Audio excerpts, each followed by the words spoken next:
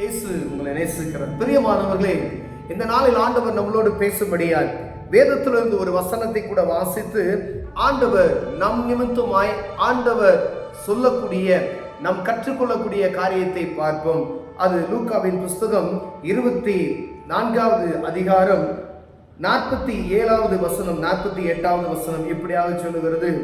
அன்றியும் மனம் திரும்புதலும் பாவ மன்னிப்பும் எருசலேம் தொடங்கி சகல தேசத்தாருக்கும் அவருடைய நாமத்தினாலே பிரசங்கிக்கப்பட வேண்டியது. நீங்கள் இவைகளுக்கு சாட்சிகளாய் இருக்கிறீர்கள். அன்றியும் மனம் திரும்புதலும் பாவம் மன்னிப்பும் எருசலேம் தொடங்கி சகல தேசத்தாருக்கும் அவருடைய நாமத்தினாலே பிரசங்கிக்கப்பட வேண்டியது. நீங்கள் இவைகளுக்கு சாட்சிகளாய் இருக்கிறீர்கள். யார்? ஆண்டவரை அறிந்து கொண்ட நீங்களும் நாங்களும் இவைகளுக்கு சாட்சிகளாய் இருக்க வேண்டும். வேதம் சொல்லுகிறது. அவரை ஏற்றுக்கொண்ட அந்த நாளிலிருந்து நாம் தான் அதற்கு சாட்சிகள் என்று வேதம் சொல்லுகிறது. பிரியமானவர்களே, அப்ப பாருங்க, மனம் திரும்புதலும் பாவம் மன்னிப்பும் இயேசு கிறிஸ்துவின் நிமித்தமாய் வருகிறது என்கின்ற இந்த வார்த்தையை, இந்த சத்தியத்தை சகல தேசத்திலும், ஏதோ இஸ்ரவேல் ஜனங்களுக்கு மாத்திரம் அல்ல, ஏதோ யூத ஜனங்களுக்கு மாத்திரம் அல்ல, சகல தேசங்களுக்கும் சாட்சியாக அறிவிக்க வேண்டும். என்ன அறிவிக்க வேண்டும்? பாவ மன்னிப்பு, மனம் திரும்புதல் இயேசு கிறிஸ்துவின் நிமித்தமாய் உண்டாகிறது என்பதை, இங்கு இஸ்ரவேலில் இருந்து தான் அது உருவானது என்பதையும் நாம் சகல தேசத்துக்கும் அறிவிக்க வேண்டும் என்கிற இந்த சத்தியத்தை நாம் அறிந்திருக்கிறோம். இதை மற்றவருக்கு சொல்ல வேண்டும் என்கிற அதற்கு சாட்சிகளாக நாமே, யார் அறிந்து கொண்டோமோ நாமே அதற்கு சாட்சிகள் என்று ஆண்டவர் சொல்லுகிறார். நாம் ரட்சிக்கப்பட்ட எந்த நாளில் இருந்தோ நாம் சாட்சிகள், நாம் தான் அதற்கு சாட்சிகள், நாம் தான் அதை அறிவிக்க வேண்டும் என்று ஆண்டவர் வேதத்தில் தெளிவாக எழுதி வைத்திருக்கிறார். பிரியமானவர்களே, நீங்கள் இவைகளுக்கு சாட்சிகளாய் இருக்கிறீர்கள் என்று சொல்லிட்டார்.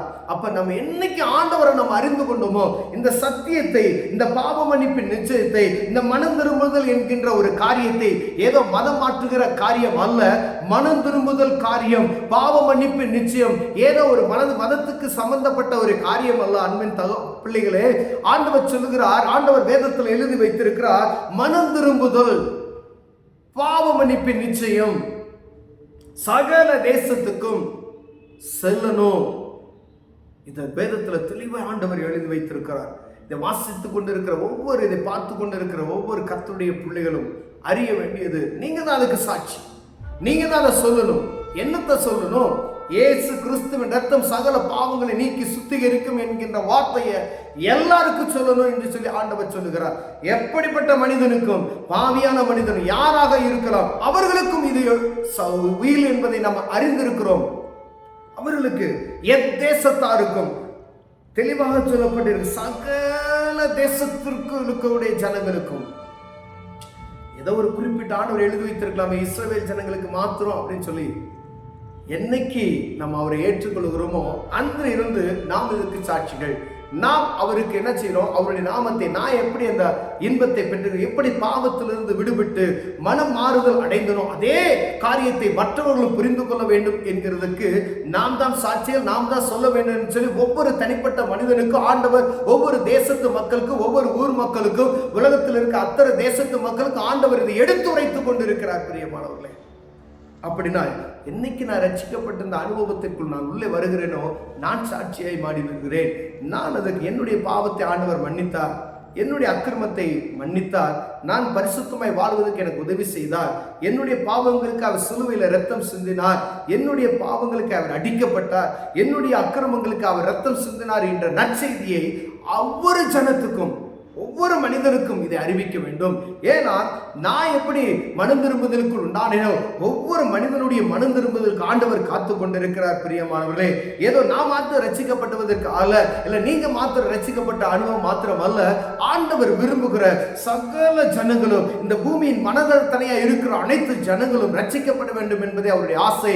ஒரு மனிதன் இந்த பூமியில ரட்சிக்கப்பட்டா பரலோகத்துல ஒரு பெரிய சந்தோஷம் உண்டாகும் என்று சொல்லப்படுகிறதே, அது உங்களால் நடந்தா எவ்வளவு சந்தோஷமா இருக்கும், என்னால் நடந்தா எவ்வளவு சந்தோஷம் சந்தோஷமாயிருக்கும். இதை கேட்டுக்கொண்டிருக்கிற என் அன்பு சகோதரனே, இயேசு கிறிஸ்துவின் ரத்தம் சகல பாவங்கள் நீக்கி சுத்திகரிக்கும் என்று சொன்னது, ஒவ்வொரு மனிதன் எப்படிப்பட்ட பாவியாக இருந்தாலும் சரி, என்ன அக்கிரமம் பண்ணியிருந்தாலும் சரி, இயேசு கிட்ட வரும் பொழுது அவர் சுகம் கொடுக்கிறார், அவர் பாவத்தை மன்னிக்கிறார், புதிய மனிதனாய் மாற்றுகிறார், புதிய வாழ்க்கைக்குள்ள மனம் திரும்புதல் என்ற வாழ்க்கைக்குள்ள அவரை நடத்தி செல்லுகிறார். அந்த பரலோகத்துக்கு ஏற்ற மனிதனை மாற்ற வல்லமையில் அவர் இருக்கிறார் என்பதை நீங்கள் அறிந்து கொள்ளும்படியாய் ஆண்டவர் உங்களோடு பேசுகிறார். பிரியமானவர்களே, இந்த நற்செய்தியை அறிவிக்க வேண்டும். இதற்கு நாம் தான் சாட்சி. நான் மட்டும் இன்பத்தை நான் மட்டும் அறிந்துட்டு போனோம் அப்படின்னு சொல்ற ஆண்டவர் எல்லாருக்கும் சொல்லுங்க, எல்லாரும் அறிந்து கொள்ளணும். மாம்சமான எல்லா மனிதர்களுக்கும், நாசியில சுவாசமுள்ள எல்லா மனிதர்களுக்கும் ஆண்டவர் பாவ மன்னிப்பின் நிச்சயத்தை பெற்றுக்கொள்ளும் மனம் திரும்புதல் என்ற ஒரு காரியம் உண்டு என்பதை அறிந்து கொள்ளும்படியாய் ஆண்டவர் விரும்புகிறார். இதை நாம் சரியான முறையில் நம்ம கேட்கல அப்படின்னு சொன்னா ஆண்டவர் என்ன செய்வாரு? அப்போ ஒரு குறிப்பிட்ட காலத்துல நம்ம சொல்லாம இருந்தோம்னா நம்மகிட்ட கணக்கு கேட்பாரு.